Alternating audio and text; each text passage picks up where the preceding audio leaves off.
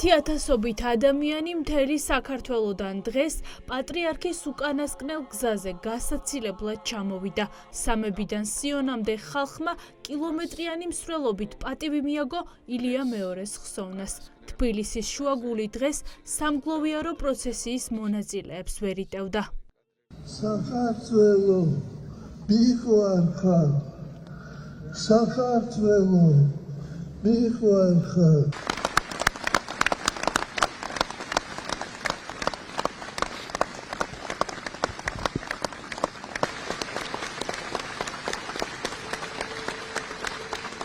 პატრიარქმა დღეს სრულიად განსხვავებული შეხედულებების და პროფესიის ადამიანების გაერთიანება შეძლო. დღეს მთელი საქართველო ერთად იდგა. უწმინდესის დაკრძალვის პროცესში მონაწილეობის მისაღებად საქართველოში ჩამოვიდნენ ემიგრანტებიც. ამ კადრებს უახლესი ისტორია შემოინახავს.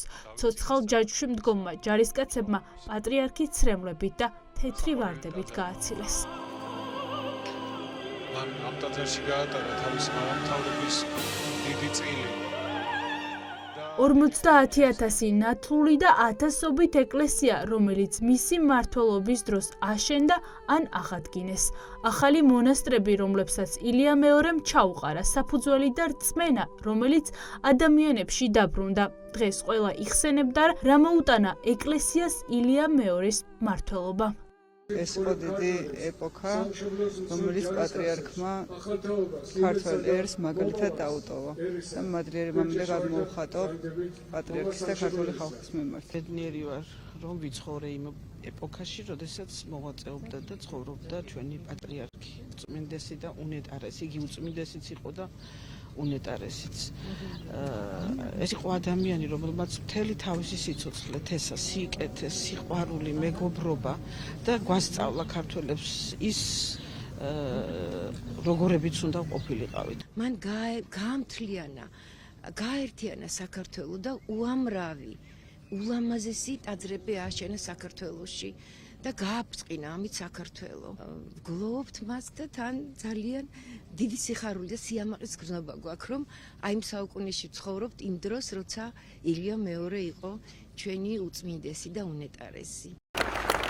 განსაკუთრებული ემოციებით იხსენებდნენ პატრიარქს დღეს ის ოჯახები, ვისი შვილებიც სწორედ ილია მეორემ მონათლა. პატრიარქს ეკუთვნის ინიციატივა, რომ ის გამხდარიყო ყველა ოჯახის, ყოველი მესამეს და შემდეგი შვილის ნათლია. და წილად ბედნიერება, რომ ჩემი შვილიც არის მისი ნათლული და ეს ძალიან დიდი მადლი და დიდი წყალობაა.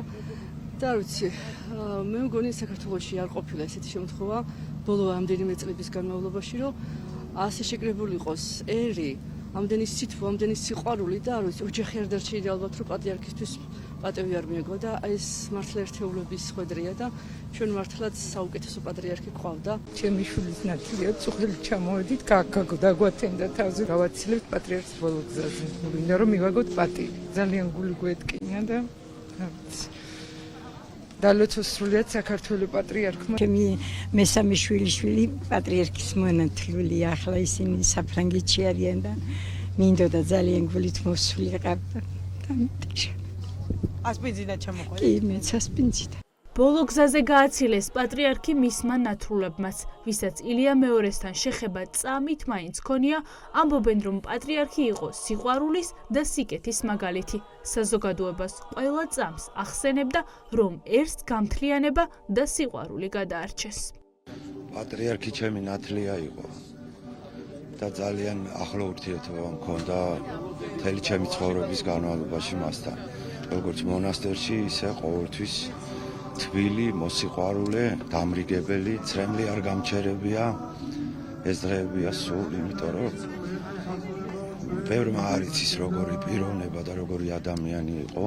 მეტად დარწმუნებული ვარ, რომ ზეციური საქართველოდან ჩვენი უწმინდესი და უნეტარესი უფრო მეტად დაგვეხმარება ვიდრე სიცოცხლეში. ილია მეორემ ჩვენ დაგვიბარა, რომ ერთმანეთი გვიყვარდეს და ერთად ყოფილიყავით რა ერთიანი საქართველო და ჩემი აზრით ილია მეორე იყო საუკეთესო პატრიარქი საქართველოს ისტორიაში. 22 მარტი საქართველოს ისტორიისთვის ერთ-ერთი მძიმე დღეა. ათასობით ადამიანი მდუმარედ მიაცილებდა ილია მეორეს უკანასკნელ გზაზე. იხსენებდნენ, როგორ დააბრუნა ილია მეორემ მრევლი ტაძრებში და როგორ დააბრუნა რწმენა ახალგაზრდებში. დღეს გერმანიდან ჩამოვედი, ვიცოდი, რომ შიგნით ვერ მოვხვდებოდი, მაგრამ ჩემი მიზანი და სურვილი მაინც იყო, რა ყოფილიყავ. მადლობა მინდა ქართულ ხალხს უთხრა, მადლობა პატრიარქს, მადლობა ღმერთს. ნამდვილად და მინდა რომ ასე გაგრძელდეს ერთობა იყოს ყოველთვის მთლიან საქართველოში. მთელი საქართველოს შეკრება ამისთვის ძალიან დიდი მადლობა. სიტყვები მე მგონი არ მყოფნის ამ ყველაფრისთვის, რაც მას საქართველოსთვის კი არა, ბევრი სხვა ქვეყნისთვის გაუკეთებია. დღეს სიტყვები მართლა უძლურია. აზრი დაეკარგა თითოეულ სიტყვას, მხოლოდ სიყვარულის გამოხატვა და შენდობის თხოვნა, ხშირად ურჩობისთვის, ხშირად ფიცხობისთვის ალბათ და უჯერებლობისთვის, რომ არ ვუსმენდით ისე როგორც უნდა მოგვესმინა, მაგრამ მადლობა ღმერთს, რომ დაგვრჩა მისი ეპისტოლეები, 1000 ჩანაწერი. ქვეყანაში ყველას თავის წილი პატრიარქი ყავდა. გადაკეტილი ქუჩების და ხალხის დიდი რაოდენობის გამო მრევლის ნაწილი ილია მეორეს სიონის ტაძართან დახვდა. ერისგამაერთიანებელი პატრიარქი დაკრძალეს ტაძარში, სადაც საქართველოს 8 პატრიარქია დასვენებული.